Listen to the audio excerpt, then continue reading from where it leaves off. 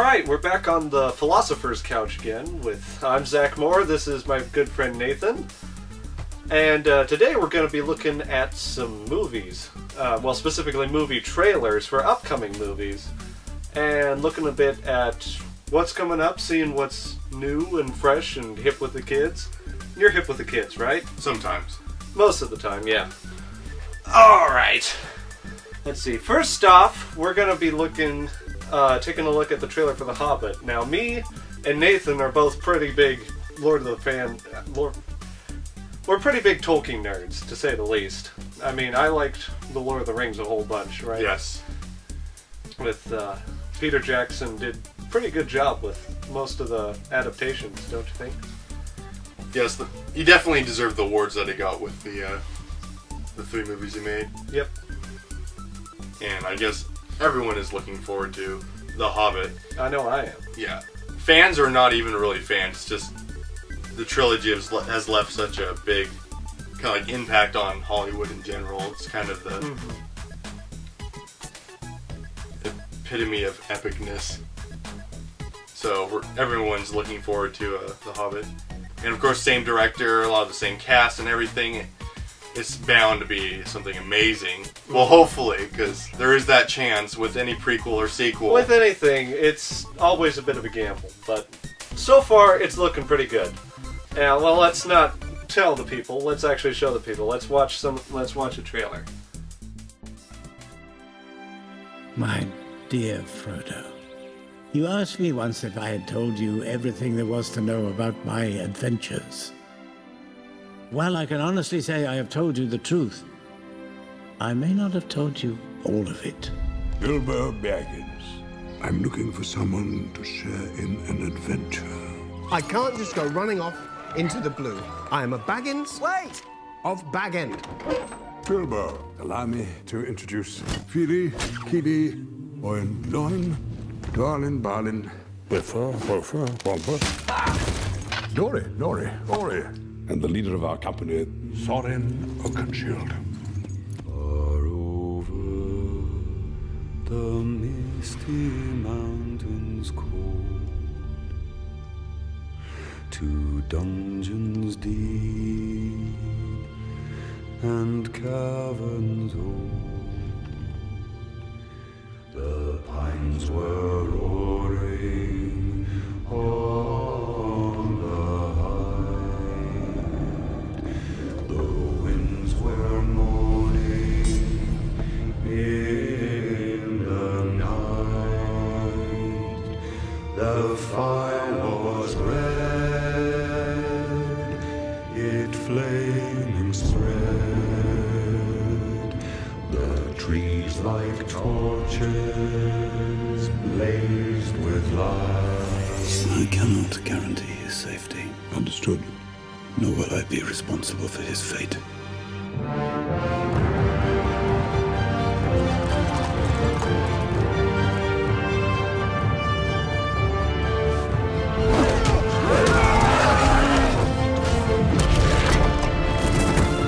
You'll have a tale or two to tell when you come back?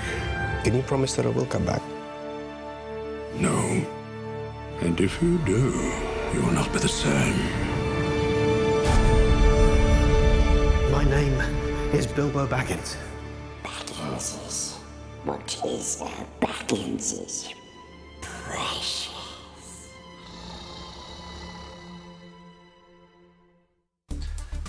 Alright, well, that was really something. So, first of all, the music sounds really, really good. And of course, the last 3 movies also just had a score of beautiful music. Oh, yeah. And it was interesting how for every different culture, every different scene, there's always a different feel and different music for, like, down in Moria, to Rohan, to Minas Tirith. There's always a certain type of music and characteristic that they're able to put into it. So, with this all these new characters and all these new adventures and stuff, it'll be interesting to see all the new music that they'll pull out, along with the new moods, scenes. The dwarves look pretty good. Especially like Bomber. He's the best dwarf out of all of them. I will say with Thorin Oakenshield, the main leader of the dwarves, I will say I'm a bit more used to his older appearance, like with the animated Hobbit that came out in like 70 something. Yeah, the Rankin Bass animated film.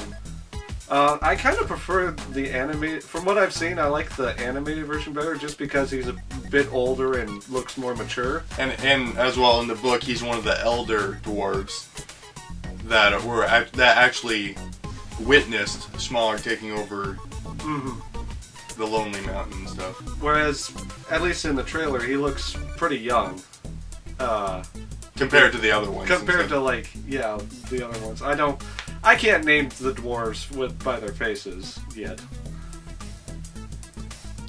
It's hard enough just keeping track of their names as it is. Anyways, the trailer shows much potential. Oh, yeah. And even though at the beginning it kind of seems kind of more like a enjoyable, happy mood with all of it, it really gains its kind of heavy essence when they start going into their dwarven chant. Oh, yeah. That's when definitely the Tolkien fans feel the weight and depth that these two movies are going to come out with. And it just really gets people excited, really gets me excited, because I don't know, that's just one of my favorite parts in the book. Favorite part in the old cartoon is just that dwarven song. Oh, yeah. And the way that they pulled it off was very... Very good. Oh, it was amazing. So... one thing I am sort of thinking about is at the very beginning with Bilbo was commentating how he said he might not have told everything. I am sort of wondering, because, well, obviously Bilbo didn't tell Frodo everything in the book. I mean, he didn't learn about the magic ring until a lot later. Yes. But part of me is sort of apprehensive because I'm wondering if they might be throwing in certain changes into the, like, just little deviations into the book. I don't know. That's just something that caught my ear. But I'm not going to worry about it until I've seen the actual movie. And so yeah, they've also been doing production videos, vlogs up online, and you can go and look at those. I've already seen all of it, and they look. I really shouldn't have gone and looked through all of them, because that got me all excited about it, and the movie's not coming out till, like, when? December 14th. December 14th. He knows exactly when it's coming out, so... Coming out December 14th, I'm gonna see it in theaters. I don't care if it was on Christmas. We're gonna see this movie. Yep. There's also just been a lot of talk in general about the movie, because, you know, it's been a while since he's made the Return of the King, and it's with Tolkien stuff in general, it's kind of a sensitive area, because you have decades of new and old fans that have like a very large expectation for what they desire to see in a film. And we can say easily that the trilogy that he made were up to what people wanted. And he's got a lot to... He's got a big position to uphold. But there's been a lot of interesting talk about it, like Christopher Lee is in it again as Sauron, they say. Saruman, as they say. And it says that they might show a little bit of backstory with him and how he began to be corrupted and stuff. So that's very interesting stuff that we haven't really seen in the other three movies. As well, Christopher Lee said that he would have liked to be the voice of Smaug, but we don't know how that's going to... I don't know for sure. We probably won't even see him until the next movie they make. Yeah. They're making 2 movies of it. Yeah, actually. The Unexpected Journey, and I think There and Back Again. Which is really interesting. I'm wondering how they're going to split that up. Like, I guess maybe, like, the first half would be like like it ends at the Wood Elves. With the... That is very possible, I think. And then the next movie starts with them getting in the barrels and they head off to... That's a possibility, I don't know. It's been a while since I read The Hobbit, so... But also, I'd like to hope that he brings in a lot of characters that weren't brought in the Rankin Bass cartoon, like Bjorn. Bjorn, definitely. There's definitely a lot of noticeable characters that I guess the cartoon didn't have enough time, didn't have enough resources to not bring able in to and stuff. animate everything. So there's kind of like a side of the story that we'll maybe be able to see that wasn't revealed in earlier stuff, but yep. I'm trying to remember. They've obviously got Gollum in the movie, so also Andy Serkis, who played Gollum in the other three, he was having a little bit of issues, and he's saying it's kind of harder to. He's not being Gollum as it was back then. He's trying to find a way to be returned to that type of acting. I mean, yeah, it's been quite a while. So there's just kind of like, after so many years, kind of getting back into the mode might be a little bit difficult, but hopefully the acting will be great. Oh yeah. Let me think. Haven't really seen a whole lot of the bad guys yet, especially in that trailer. You saw they had like a split second where you could see part of the trolls when they go charging at the trolls. But other than that, I didn't see any goblins or anything like that at all. So, well, I'd also like to see, like, I don't know if it was kind of like a trap that Jackson set up for himself, or I don't know, because in the book and in the Rankin Bass cartoon, the three trolls were, I don't want to say intelligent, but they could speak, they could talk, they conversed, they argued, and they had clothing. While in the three Jackson movies, the trolls that you saw were more like animals. Yeah. And more, you didn't hear any speaking or anything really intelligent, just, violence and stuff. So, I'd like to see how he plays this out. Because, obviously, it's not just going to be three, animals. Three dumb... That would be quite the scene, wouldn't it? Yeah. Just the three dumb trolls. So, I'd like to see how he plays that, and maybe... Let's see if he makes different types of trolls, or does he just... I don't know, I'd like to see how he plays that out. From the little split second you do see of the trolls, it looks like they looked about the same to me. Also, is Shelob from the third movie, Return of the King. Right. Also, I don't remember, but in The Hobbit, did any of the spiders speak at all, or? Well, they did in the Rankin Bass film. The spiders did, but I don't remember if it's in the book or not. Yeah, I've read the book like 9 times. I don't even remember. I swear, I call myself a Tolkien fan. I can't even remember. But it'd be interesting how he plays on those characteristics, because in the third one, it was still, again, more like an animal. You didn't really feel like it had a personality or anything, which it still was scary, and I think he played the scene well, but yeah, I don't know. When you're reading the book, at least for Tolkien fans, I think you want more of a characteristic and mood with the whole of it. But again, it's just, we can just wait until December and see what turns up. It's really just a wait and see sort of thing. That's how it's going to be with all these movie trailers, really. One of the things I thought was spectacular with the trilogy was that with all the towns and different type of people, you really seemed like they had a story behind it all. Like, the architecture, the armor, everything had kind of a feeling of it. Like Rohan, like all the horses carved into the wood and stuff. You definitely felt the culture. You felt how the people were with Minas Tirith and all that. And so... And Hobbiton. And Hobbiton, definitely. The Shire. You just feel all of it, It's a real place. While in The Hobbit, we're going to be seeing the Shire again, of course, and stuff. But we're going to be seeing... and Rivendell again. We're going to be seeing Rivendell. But now we're going to be seeing the Men of Dale. We're going to see the Wood Elves and stuff. So I hope we get a lot more depth. Also, we're going to be seeing the army of dwarves at the end. So we're going to be seeing how their personalities... Yeah, the whole 5 armies. We're going to see how their warfare works in general. Yeah. And there's a lot to look forward to as... That's going to be fun to see. That's going to be definitely an epic scene at the end. And also, I don't know, but in the book, there's also a certain gem that Thorin was looking Yes, for, that's which right, they didn't bring up in the Rankin-Bass film.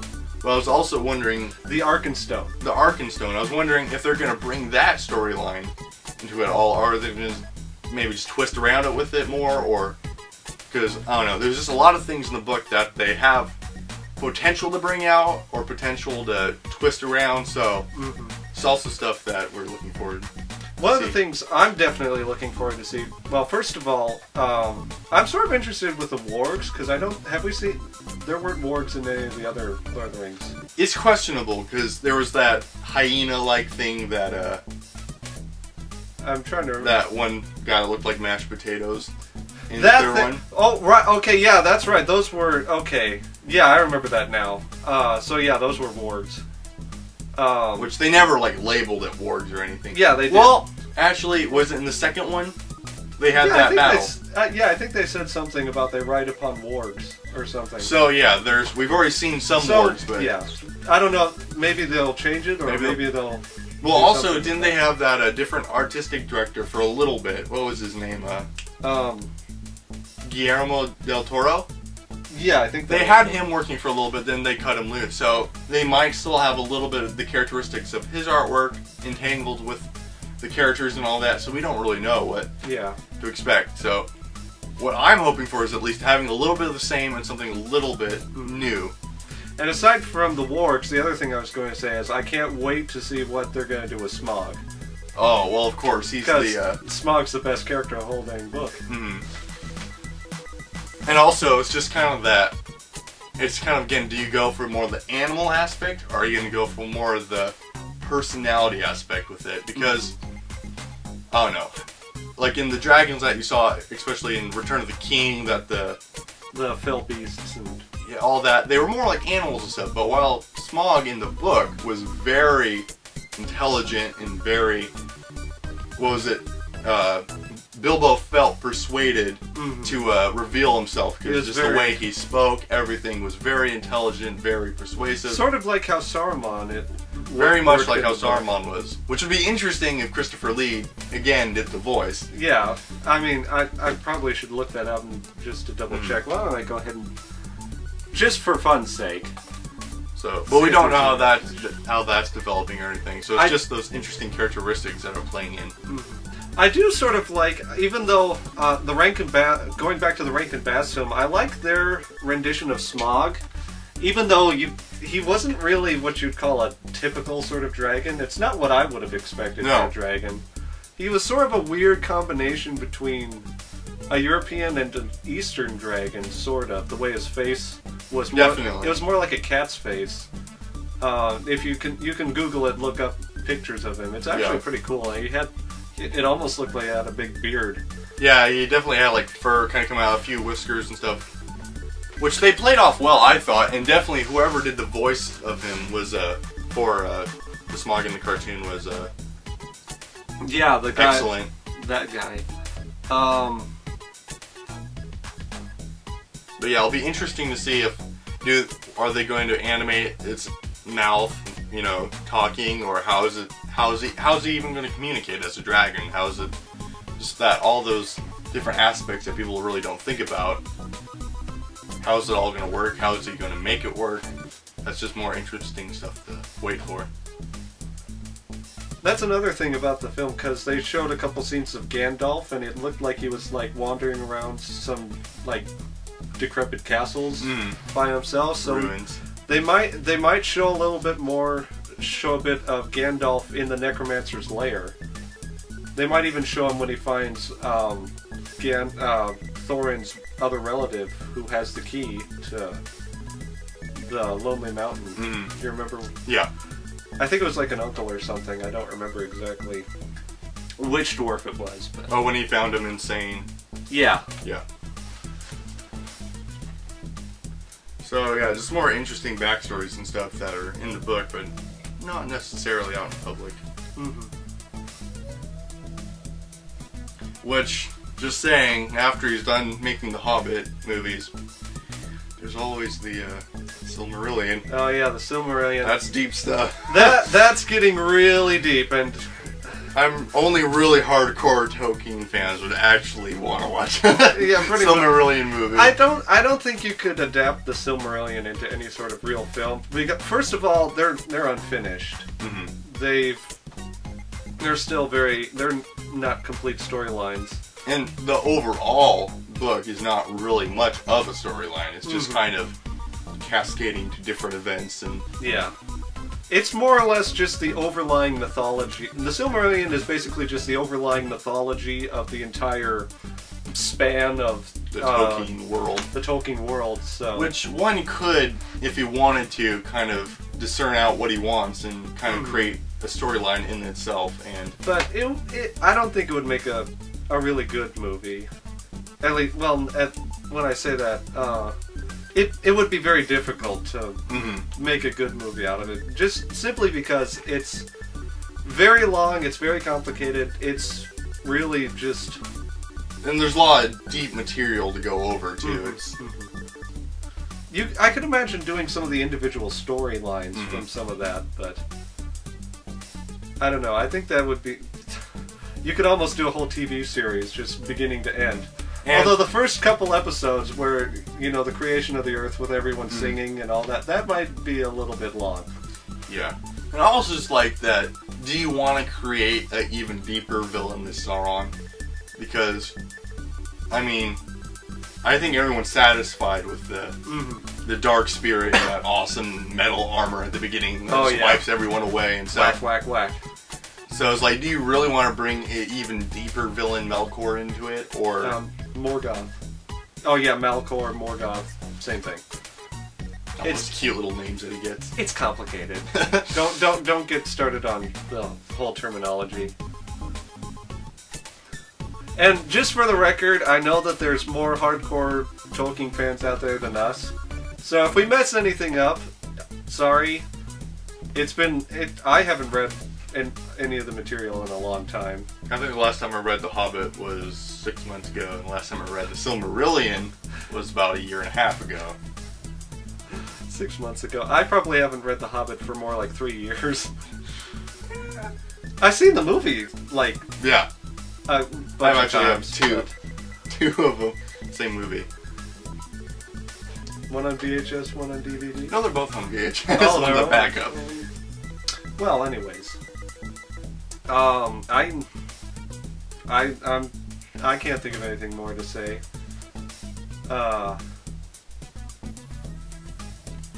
Also, I think they're going to be bringing Orlando Bloom into it as Legolas, since he is himself a wood elf.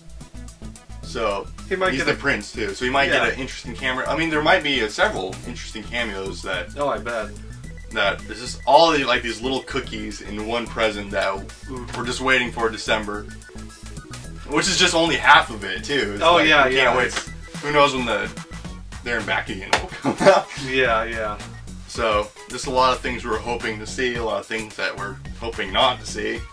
Hopefully, I mean, worst case scenario, the movie is a complete flop and they never finish the second part. That would be a worst case scenario, and I'm really hoping that won't happen. I highly doubt that will happen. Which, in a complete flop, would be kind of like just twisting the story around, so it's just like, no, it's just, no. It would be like, I can't imagine what they would do. What would they do to mess it up right at the beginning? I don't even want to think about what they... Hollywood could dish out a lot of bad things. Okay, so they go to slay Smaug, but it turns out he's Barney the dinosaur. And the good guy. And the good guy. It's actually Gandalf who's the bad guy. It's actually Gandalf who's the bad guy all along. But he turns good right at the end of the movie. Yeah, that's why, you know, stay consistent with the 3 films. I'm kind of wondering... Okay, now I'm... Seriously, though, if they are playing up the role of the Necromancer... that could be something. That could possibly be... Because, really, the whole deal with the Necromancer, as far as I know, that's fairly ambiguous territory. Yeah, it wasn't really detailed much or anything. It was just kind of a little pocket of something you got to see in the book. It's like, I think the most I can remember is, like, Gandalf, he goes into the Necromancer's lair to get the key from... Crazy Dwarf, and then the White Council drives him out of Mirkwood, and that's basically all you hear in the Necromancer. At least in the Hobbit. I don't know. Maybe there's more on it in like the Silmarillion that I don't remember, but So yeah, who knows?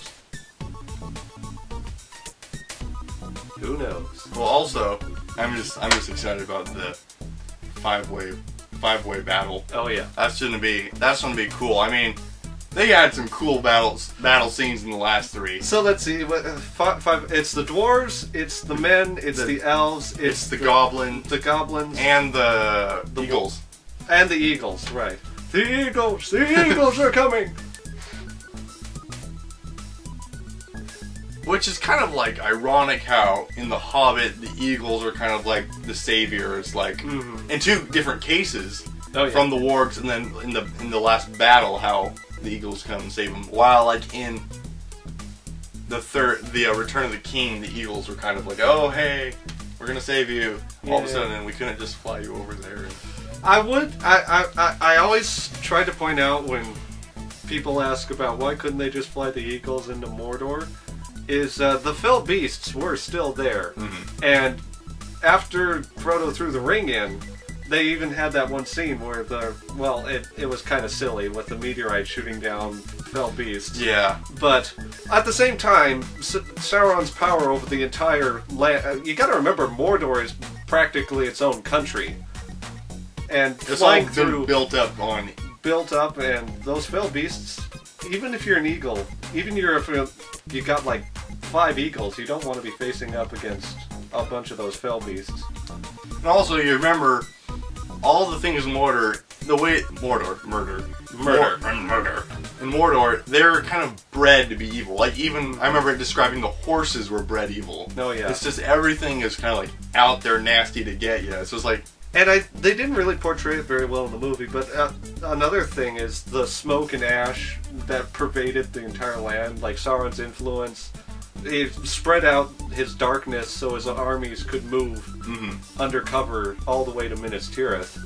So, which you saw like a little bit from like Minas Tirith when Gandalf was talking to Pippin, and you saw like that mountain range and the thundering behind it. But yeah, it doesn't really go into much detail how in-depth it was in the book and stuff, but so I'm just kind of hoping that they don't throw an ending like, oh, the eagles come to save everyone, like, especially with Smaug, you know, it's like, let's just not do anything that's just, oh, hooray, suddenly, yay, meteorite hits the dragon, meteorite hits the dragon, he falls into the lake, and we're saved.